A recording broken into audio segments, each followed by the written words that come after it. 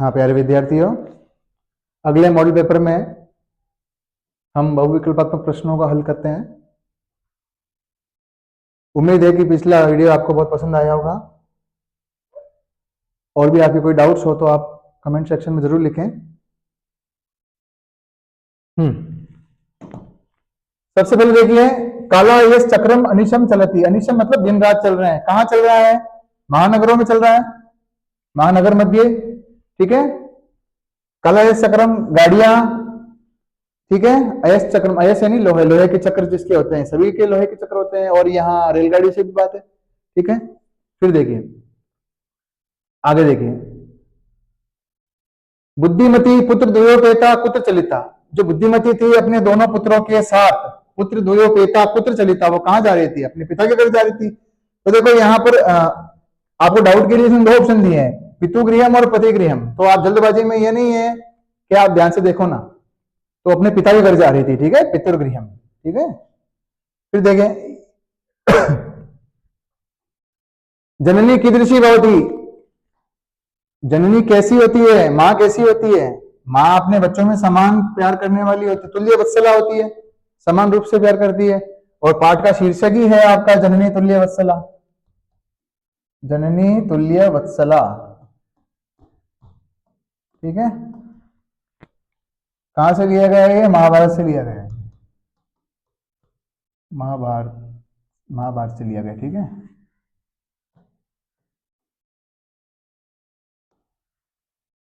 निर्बल है किम न जानाति। जो निर्बल होता है वो क्या नहीं जानता है? निर्बल को बल का ज्ञान नहीं होता है। ठीक है ना, निर्बल के पास बल नहीं होता तो वो वही नहीं जानता, उसी का प्रयोग करना नहीं जानता।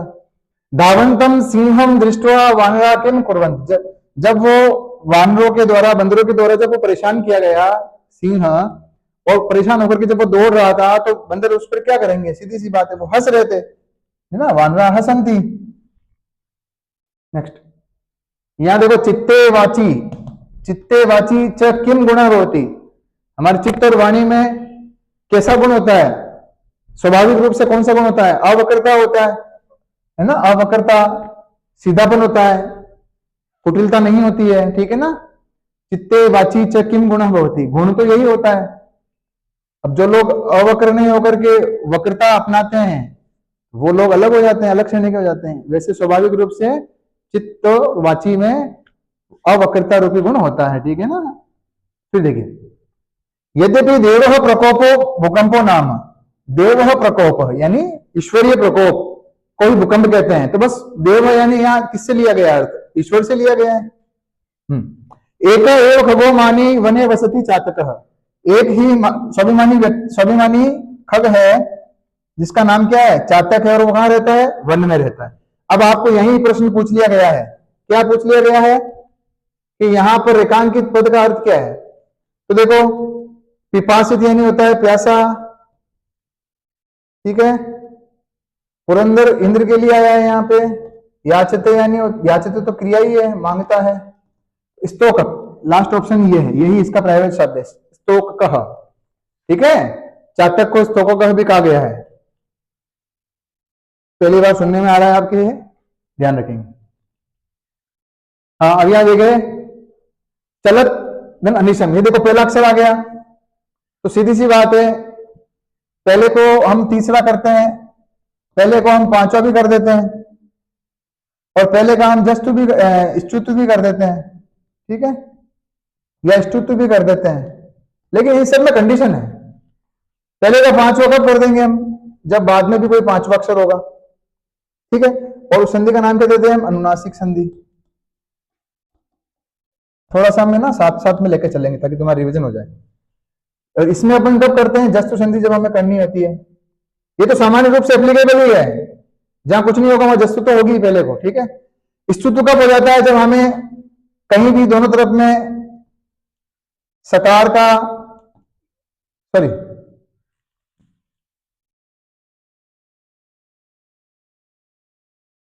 स्तुत्व तो श या चवर्ग का योग हो जाएगा, तब हो जाएगा, बाद में या पहले। और यहां पर श या टवर्ग का जब कोई मिल जाएगा वर्ण, तो हम पहले अक्षर को टवर्ग भी कर देंगे, या स्तुत्व भी कर देंगे, या स्तुत्व भी कर देंगे। तो यहाँ पर देखो ऐसी कोई कंडीशन नहीं, आगे स्वर आ गया, स्वर सा है तो चलो तनिषम, तो दूसरा अक्षर द हो जाएगा, चलो तनिषम, ये ऑप्शन सही हो जाएगा। ठीक है।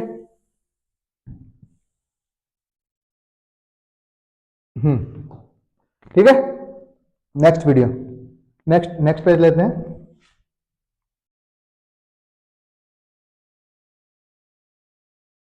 हाँ बताइए, जस्तु संधि है उदाहरण मस्ती, जस्तु संधि कौन सा अक्षर, तीसरा अक्षर, मध्य में तीसरा अक्षर, दो शब्दों के मध्य में तीसरा अक्षर कहां, देखो कुतो अत्र, यहां पर कुतो ओ है, उत्तु संधि है, कोस्य यहां भी उत्तु संधि है, ओ आ गया देखो। ठीक है, ये भी उत्तु संधि है, यहां पर देखो दिक, ये का हो गया। ठीक है, दिक प्लस अंबरह, दिगंबरह, यहां जस संधि का उदाहरण है। ठीक है, ये तीनों उत्तर के देखो, कुतः धन अत्र, कह धन अस्य, रामः धन अवदत, ये उत्तर संधि के उदाहरण। अनुस्वार संधि उदाहरण अस्ति, अनुस्वार ऊपर जब बिंदी लगी रहती है, अनुस्वार किसके स्थान पर होता है, म या न के स्थान पर होता है। तो देखो कहाँ है, यही है, देखो सिंपल सी बात है, हरिम मंदे।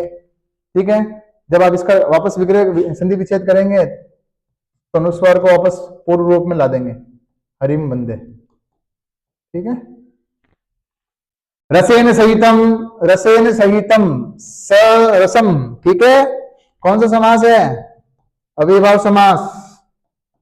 ठीक है, सह नेत्रेण काणः अस्ति, सह नेत्रेण काणः अस्ति, तो देखो काणः यानी अंग विकार आ गया, विभक्ति कौन सी आएगी अंग विकार में, और यहाँ आ कौन सी रही है, देखो नेत्रेण यही दिखा रहा है, सीधी सी बात है, तृतीय विभक्ति। ऐसे याद रखो, चाहे ये देख करके बता दो तृतीय विभक्ति। दूह धातु योगे, दूह धातु के योग में बताओ, 16 धातु मैंने बताई थी, उसमें कुछ 4-5 बताई थी मैंने कि दूह याद रख लो, याच कर लो। ठीक है, और दूह याच पच दंड रुद्ध प्रच कर लो। ठीक है ना, पृछ धातु है। ठीक है, ज्यादा तो है नहीं, दूह याच पच पच याद रख लो, इस प्रकार सारी तो आएगी नहीं, स्टार्ट के 3-4 याद रख लो। वैसे तो दूह याच पच दंड रुद्ध प्रच ची ब्रू शास जी मत मुश नी री कृष वह, इस प्रकार 16 धातुएं हैं ना, सारी याद नहीं रख पाओगे आप, शुरुआत की 3-4 याद करो। दूह यानी धोना, याच यानी मांगना, पृछ यानी पूछना, पच यानी पकाना। ठीक है ना, तो कौन सी विभक्ति होगी, द्वितीय विभक्ति। इन 16 धातुओं के योग में द्वितीय विभक्ति होती है। अधः और ऊपरी शब्द का विभक्ति षष्ठी विभक्ति होती, ध्यान रखना। अधः और ऊपरी जब एक बार प्रयोग करेंगे षष्ठी, और जब अधः का 2 बार प्रयोग हो जाएगा तो द्वितीय, ये ध्यान रखना। और ऊपरी का भी जब 2 बार प्रयोग हो जाएगा तो भी द्वितीय, ये आप याद रखेंगे, अंडरलाइन कर देता हूं मैं। अधो अधो संधि होकर के अधो हो गया, वो 2 बार अधो का प्रयोग किया गया, और 2 बार ऊपरी ऊपरी, ऊपरी धन ऊपरी, यन संधि होकर के ऊपरी ऊपरी हो गया, और यहाँ उत्तु संधि होकर पूर्व होकर अधो अधो हो गया। तो अधो अधो और ऊपरी ऊपरी दो जब आवृत्ति की जाए शब्द की तो द्वितीय विभक्ति होगी, और जब केवल एक बार दिया जाए अधः नीचे ऊपरी यानी ऊपर, तो वहां षष्ठी विभक्ति का प्रयोग होता है, ये याद रखेंगे आप। अब देखिए, सोमवासरः आसीत, कौन सी क्रिया है, भूतकाल की क्रिया है, और ये हमने अभी पढ़े थे, 3 जो काल के होते हैं, अद्य वर्तमान काल में होता है, और इसका मतलब क्या होता है, आज, श्वः ये भविष्य काल के लिए प्रयोग होता है, इसका मतलब होता है आने वाला कल, और यह जो होता है वो अतीत काल के लिए होता है, यानी भूतकाल के लिए होता है, इसका मतलब होता है बीता हुआ कल। तो सिंपल सी बात है, वर्तमान काल की क्रिया कब आएगी, जब अद्य का प्रयोग होगा, यानी जहां भी वर्तमान काल की क्रिया आएगी वहां अद्य का प्रयोग होगा। जहां भविष्य काल, भविष्य लिट लकार का प्रयोग होगा, भविष्यकालीन क्रिया होगी, तो वहां श्व का प्रयोग करेंगे, और जहां भूतकालिक क्रिया होगी वहां य का प्रयोग करेंगे। तो यहाँ कौन सी क्रिया है, भूतकालिक क्रिया, तो यहाँ क्या जाएगा, य, यानी कल सोमवार था, कल सोमवार था। ठीक है, आज सोमवार है तो जाएगा अद्य सोमवार अस्ति, सोमवासरः अस्ति, और कल सोमवार होगा तो श्वः सोमवासरः भविष्यति, लकार भी चेंज हो जाएगा। तो यह ध्यान रखेंगे, इनके बिल्कुल ध्यान रखना है, यही इंपॉर्टेंट है, इनमें से एक जरूर आता है परीक्षा में। अहम सायः, ये आगे 15 मिनट ऊपर के लिए क्या था, सपाद और सप्तवादने, तो सपाद सप्तवादने कहाँ है, ये रहा सपाद सप्त।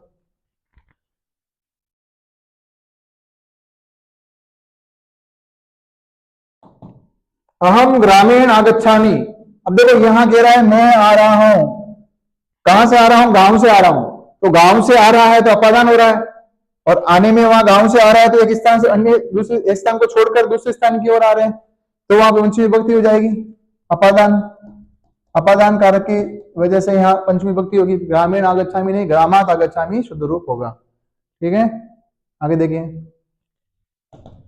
गणितम पाठयति, शिक्षक प्लस टाप, ये देखो कौन सा प्रत्यय, टाप प्रत्यय, स्त्री। ठीक है, क्या शेष रहता है इसका, आ, क्या जुड़ जाएगा, शिक्षिका, शिक्षिका बनेगा, यहां ध्यान रखना, शिक्षिका गणितम पाठयति। गुण प्लस इन, गुण प्लस इन बना तो पहले क्या बना, गुणिन बना। अब इसका प्रयोग करेंगे हम यहां पर, तो यहाँ कोई इंडिकेशन है क्या, कोई विशेषणवाची है क्या, नहीं है ना, ये खुद ही विशेषणवाची शब्द बनता है, लेकिन कोई संज्ञा पद नहीं दे रखा है तो हम पुल्लिंग का रखेंगे, तो पुल्लिंग में क्या बनता है, गुणी। ठीक है, और स्त्रीलिंग में क्या बनता है, गुणिनी। पुल्लिंग में क्या बना, गुणी, और नपुंसकलिंग में गुणिन ही रहेगा। ठीक है, ये याद रखेंगे आप। इसी तरह बली, बलिनी, बलिन। ठीक है, दंडी, दंडिनी, दंडिन, माली, मालिनी, मालिन। हाँ, देशे अनेकानि स्थानानि संति, तो देखो दृष्ट धातु का प्रयोग हुआ है, गुण संधि होकर के दर्शनीय बनेगा, क्या बनेगा, यहाँ गुण होकर के दर्शनीय बना।